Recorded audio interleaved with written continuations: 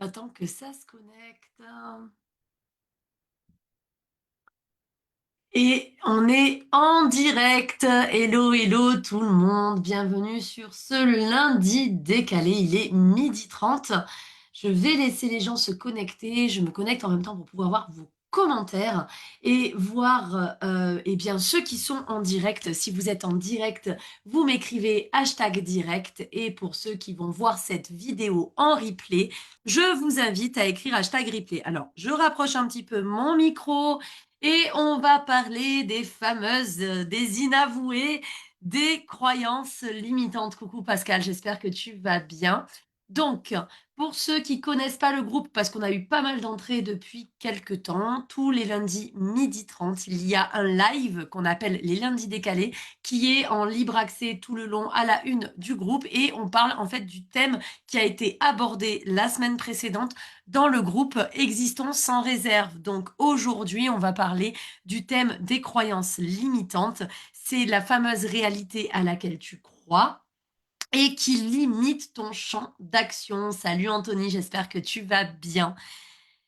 Les croyances limitantes, ce sont donc des pensées que nous prenons pour des vérités et donc on y croit tellement fort que ça fait partie de notre réalité et ça fait partie tellement fort de notre réalité qu'on est persuadé que c'est la réalité avec un grand R. C'est-à-dire qu'à partir du moment où on y croit avec ferveur, toute autre possibilité est totalement hors de notre champ de vision parce que ben, c'est un petit peu comme si on avait des œillères, c'est un petit peu comme si on ne voyait pas plus loin que le bout de notre nez, alors qu'en fait, on a un esprit qui est capable d'ouverture, mais il y a des blocages qui empêchent de voir ces ouvertures. Et donc, la vraie question, c'est quelle est cette réalité à laquelle je crois avec ferveur? Alors, bien évidemment, c'est très dur de se rendre compte tout seul de ses propres croyances limitantes, à part celles qui sont énormes où on sait qu'on est en train de s'auto-saboter. Mais comme je vous l'ai dit, une croyance limitante étant un petit peu l'appartement mental dans lequel vous évoluez, eh bien en fait c'est comme si vous marchiez dans votre appartement mental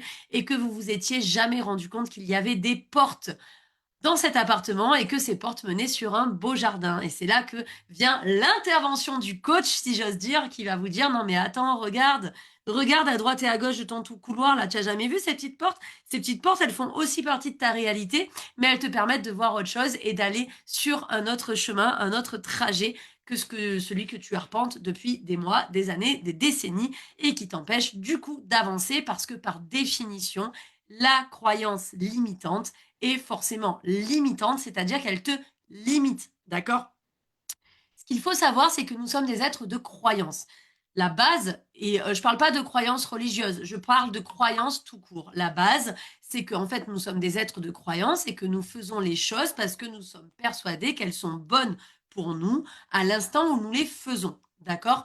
Donc, du coup, on avance comme ça. On est persuadé à l'instant où on le fait que c'est réellement en adéquation avec notre recherche du bonheur.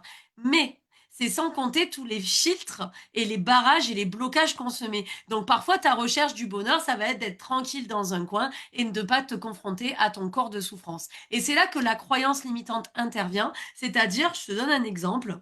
Je te donne un exemple d'une croyance limitante qui est vraiment très grosse, mais que j'ai l'habitude d'avoir notamment avec les personnes très timides qui ont des introversions exacerbées, qui sont timides plus.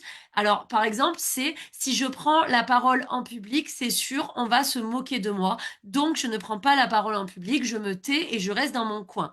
C'est une croyance limitante, c'est-à-dire que tu es persuadé que dès que tu vas prendre la parole en public, on va se moquer de toi. Et comme tu en es persuadé, c'est-à-dire qu'il n'y a pas d'autre possibilité que celle dont tu es persuadé, eh bien, tu ne vas pas prendre la parole en public. Et si tu ne parles pas en public, eh bien donc tu vas pas exister quelque part, tu ne vas pas pouvoir te mettre en avant, non pas pour te la péter, mais juste pour donner ta pensée, pour peut-être faire évoluer certains schmilblick, que ce soit sur le plan professionnel, personnel, de couple familial, amical, etc.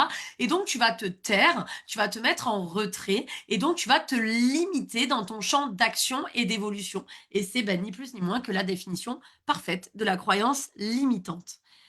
Souvent, ce ne sont pas les obstacles qui nous bloquent, mais les filtres avec lesquels on regarde le monde. Donc, l'idée là de ce live, c'est qu'une fois que tu as fini ce live, tu éteignes et tu marques sur un papier les filtres qui t'empêchent de voir le monde tel qu'il est. C'est-à-dire, tu as des filtres de peur, des filtres de traumatisme que tu as vécu par le passé parce que tu as été moqué et donc tu es persuadé qu'on va encore se moquer à l'âge adulte. Je vais prendre l'exemple d'un enfant qui a zozoté pendant toute la première partie de sa scolarité et puis grâce à l'orthophonie, il a arrêté de zozoter. Mais quand il prenait la parole à sa première partie de scolarité, eh ben, en fait, les autres enfants qui sont cruels se moquaient de lui. Et donc, quand il a arrêté de zozoter, il n'y avait plus aucune raison. Alors déjà, c'est une mauvaise raison de se moquer de quelqu'un qui zozote, mais si je veux, ce que je veux te dire par là, c'est que même quand il a arrêté de zozoter, qu'il a fait tout un travail de reconstruction verbale, etc., eh bien, il est persuadé qu'à l'âge adulte, quand il va prendre la parole en public, on va se moquer de lui. En fait, c'est des mécanismes réflexes qu'on s'inculque à soi-même pour se protéger, mais qui nous limitent dans notre champ d'évolution. Si tu veux, la croyance, ça va être un filtre. Et ton cerveau fonctionne avec ce qu'on appelle des filtres cognitifs. Donc, en fait, il va sélectionner des informations qui confirment ce que tu crois déjà. C'est-à-dire qu'il va être avec son biais de confirmation. Regarde, je reprends l'exemple de la personne qui n'ose pas parler en public. Je me lève, je parle en public, une personne rigole. Elle rigole pas forcément à ce que je dis, mais elle rigole. Et donc moi, ça confirme le fait que si je me lève et que je parle en public, on se moque de moi parce que je vois quelqu'un me regarder en souriant. Alors que potentiellement, cette personne rigole parce qu'elle était en train de scroller sur son téléphone portable et qu'elle regardait un chat en train, je sais pas moi, de vouloir sauter sur un arbre. Par exemple, tu vois. Mais moi, je suis persuadée qu'avec mon filtre à moi, et ça me confirme que j'ai raison, c'est ce que je crois qui est vrai. Donc, si tu crois que tu n'es pas capable ou pas légitime, ton cerveau cherchera inconsciemment des preuves de cela. Si tu crois qu'on va se moquer de toi, ton cerveau va chercher des preuves de cela. Si tu crois qu'on te trompe, ton cerveau va chercher des preuves de cela. En fait, il va ignorer les réussites et il va amplifier les échecs. Ça ne veut pas dire, attention, que tu manques de perspicacité et de clairvoyance, mais ça veut dire que tes filtres peuvent biaiser tout ça.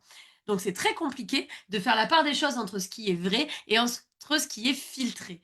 Et petit à petit, la croyance va devenir une réalité intérieure et ça va être la réalité à laquelle tu vas adhérer et qui va donc te limiter. Si je parle des neuroatypiques spécifiquement, chez les profils neuroatypiques, alors on va prendre les hypersensibles, les TDAH et les HPI. Pardon. Chez les profils neuroatypiques, il existe souvent une historique de décalage, c'est-à-dire que déjà depuis l'enfance, tu sens qu'il y a un truc. Souvent, c'est ce qu'on me dit. Alors, il n'y a rien qui cloche chez toi, mais tu sens qu'il y a un truc qui cloche par rapport aux autres, c'est-à-dire que tu fais partie d'une minorité, 2,5% pour les HPI, 30% pour les TDAH, c'est-à-dire que la majorité des gens, des personnes avec lesquelles tu évolues ne fonctionnent pas comme toi. Donc déjà, il y a ce sentiment de décalage depuis l'enfance. Et il y a certaines phrases qui vont te marquer depuis l'enfance. Tu es trop, tu réfléchis trop, tu poses trop de questions, arrête, tu es trop sensible, tu compliques tout, pourquoi tu poses ce genre de questions, etc. Et ces phrases vont venir s'imprégner ici et vont créer parfois des croyances qui vont influencer les choix professionnels, les choix relationnels, les choix sentimentaux que vous allez faire et ainsi que la confiance en soi à l'âge adulte. D'accord? Donc en fait, c'est ces phrases et l'imprégnation de tout ça qui vont créer des filtres à l'âge adulte. Alors, moi, je me plais à le dire et c'est une réalité incontestable, nous sommes une adaptation. C'est-à-dire qu'on est une adaptation de ce qu'on a vécu. Quand tu nais vierge de toute expérience, d'accord? Et plus tu vis des expériences, alors à n'importe quel âge, ça peu importe, plus tu vas t'adapter à ces expériences, que tu vas t'adapter de façon positive ou de façon négative pour être sincèrement à la recherche de ton propre bonheur, parce que c'est ça le moteur de vie. Hein. Je parle pas du bonheur genre oh pompé d'up, je parle du bonheur moteur de vie. Donc en fait, tu t'adaptes pour continuer à vivre. Et en fait, parfois, eh bien, par rapport à ce qu'on a vécu, on s'adapte de guingois. C'est-à-dire qu'on essaye de se construire un petit peu comme on peut, mais les fondations sont pas très solides. Et c'est là que, en fait, le coaching intervient. Je vais vous parler du piège des croyances limitantes. Une croyance limitante ne ressemble pas à une croyance. Elle ressemble à une évidence. C'est-à-dire qu'elle est très difficile à ramollir et à démonter parce que tu y crois tellement avec ferveur que c'est comme si je te disais, regarde, il y a le soleil quand il fait jour et il y a la lune quand il fait nuit. Pour toi, c'est une croyance qui est indéniable, indéfectible, alors qu'en fait, ce n'est pas une vérité absolue. On ne se dit pas que c'est une croyance, on se dit simplement, c'est comme ça, c'est pas autrement, je n'y peux rien. Et ces croyances alors deviennent le cadre invisible qui va définir ton champ d'action. Plus tu es bourré de croyances limitantes, plus tu avances dans un couloir avec les murs qui se rapprochent de toi. Donc, la question qui change tout, c'est pas seulement de savoir si cette pensée est déjà vraie, parce que tu peux te poser cette question quand tu commences à avoir des croyances et à te maltraiter, par exemple, ne prends pas la parole en public, on va se moquer de toi. Pose-toi la question si la pensée est vraie pour à chaque fois que tu prends la parole en public, si la pensée est une vérité absolue, si tout le monde sans exception va se moquer de toi. Bien évidemment que non, mais encore faut-il que tu en sois convaincu. La vraie question, c'est est-ce que cette pensée m'ouvre des possibilités ou alors me les ferme? Est-ce qu'en pensant ça, je me limite ou alors je me fais avancer? Et parfois, il suffit de se demander tout simplement, est-ce que c'est vrai? Est-ce que c'est une vérité absolue? Est-ce que tout le monde sur Terre peut attester de croire la même chose que moi? Comprendre ses croyances limitantes, ça permet de reprendre le pouvoir sur sa perception du monde.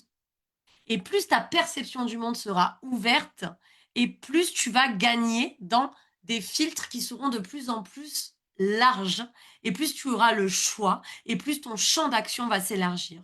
Donc si tu veux comprendre quelles croyances limitent ta vie actuellement, et quels filtres influencent tes décisions, je t'invite à discuter de ça avec moi en privé. Tu peux m'écrire filtre sur Messenger ou alors tu m'écris filtre ici en commentaire et on va en discuter. Parce que tu peux pas rester à te traîner des croyances qui t'empêchent d'avancer à l'âge que tu as, c'est juste hors de question. Sinon, ben, on se retrouve dans 10 ans et tu seras toujours au même plan parce que tu n'auras pas élargi ta façon de filtrer les choses et donc tu n'auras pas élargi le couloir dans lequel tu évolues. Donc je t'invite vraiment à taper filtre en commentaire ou alors à m'écrire directement en privé le mot filtre.